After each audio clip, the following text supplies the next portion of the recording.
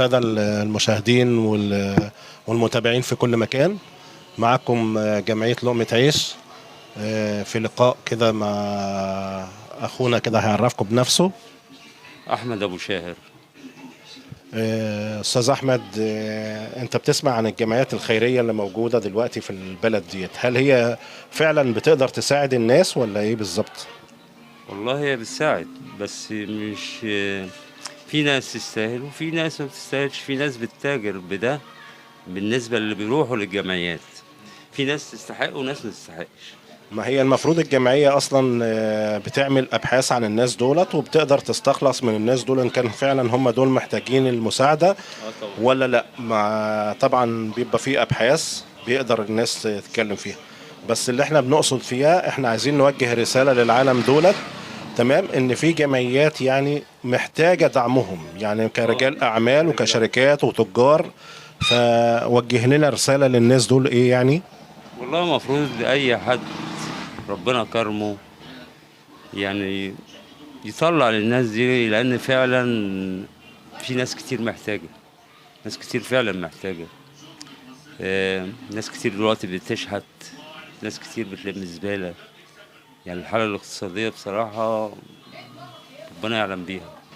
ما هي الجمعيات الخيرية مقصود بيها ان احنا نمنع من الناس ان هم يتسولوا زي ما بيسموها، تمام، ان احنا نمنع عملية التسول ده، ان احنا بنساعدهم على كذا. بس احنا كل توجيهاتنا ان هم اصلا الناس اللي هم رجال الاعمال والشركات والتجار ان هم يدعموا الناس، وخير الحاجات اللي بيدعموا بيها طبعا الاطعام ده في الدرجة الاولى يعني. طبعا المفروض هو مش هنقول بقى للناس يدعموا. والله اللي يقدر أساسا ده خير. وبعدين ما فيش مال يعني يقل من صدقة يعني. احنا مشكلة في الناس الغلابة كترت في الشحاتة. يعني أنا بقعد أكتر من 20 نفر يعدي عليك، معلش، وانت ما معكش بيأذي. انا ببقى مأذي، مش قادر اديله. انا ما معي يعني. ممكن اقعد طول النهار قاعد ما فيش 10 جنيه داخله. وصلت يعني. فربك كبير، ربك مستعان، ربنا وربنا كبير. يقويكم انتوا كمان يعني. الله ساعدوا يكرمك. الناس وانتوا كتر خيركم بصراحه. الله يكرمك، ربنا يكرمك انا ان شاء ناس كتير الله. بصراحه بتعدي وانا عارف ان دي جمعيه، بس انا ما اعرفش يعني. يعني أنا اول مره اتشرف بسيادتك. ناس بتيجي بتسأل كتير وانا بدلهم بصراحه. والله المستعان. هي الجمعية عامة عندنا احنا المساعدة الأولانية والآخرانية يعني بتبقى أصلا عبارة عن مساعدة ذو الهمم والأيتام والمطلقات، تمام، دول في المقام الأول عندنا يعني.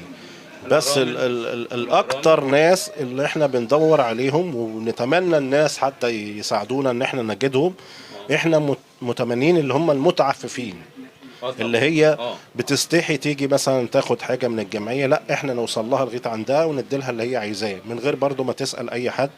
ده الهدف بتاعنا، بس ده مش هيجي غير بمساعده الناس. انا بالنسبه لي، انا لو في حد وفعلا اكون متاكد منه انا هبعته لك. طبعا انت رقم تليفون انا هنا، وهاخد رقم تليفونك وانت مش بعيد عليا. في ناس محتاجه. خلاص ويا ريت اللي يكون محتاج فعلا. يعني انا ما اقدرش اجيب لك اي حد كده اهو.